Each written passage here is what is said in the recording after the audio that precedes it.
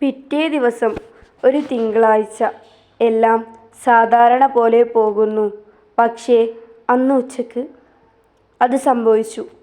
മമ്മദിക്കാക്ക് ചെറിയൊരു തളർച്ച. ഞങ്ങൾ വേഗം ആശുപത്രിയിലേക്ക് കൊണ്ടുപോയി. അവിടെ എത്തുന്നതിന് മുൻപേ മമ്മദിക്ക വിട പറഞ്ഞിരുന്നു. എന്നാലും ഞങ്ങൾ ചെറിയൊരു വിശ്വാസത്തിൽ ആശുപത്രിയിൽ എത്തിച്ചു. അപ്പോൾ ഡോക്ടർ പറഞ്ഞു, മമ്മദിക്ക മരിച്ചിട്ടുണ്ട്.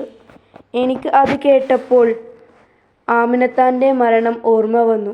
കാരണം അതൊരു ഉച്ചയ്ക്ക് തന്നെയായിരുന്നു. പിന്നെ ഐഷു പള്ളിക്കൂടത്തിലും പോയിരിക്കുകയായിരുന്നു.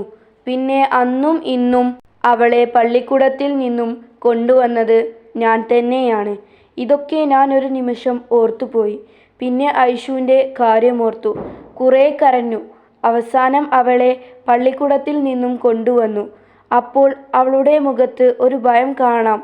കാരണം ആമിനത്താൻ്റെ മരണത്തിനാണ് അവളെ അവസാനമായി പള്ളിക്കൂടത്തിൽ നിന്നും പകുതി വെച്ച് കൊണ്ടുവന്നത്. പിന്നെ ഇന്നാണ്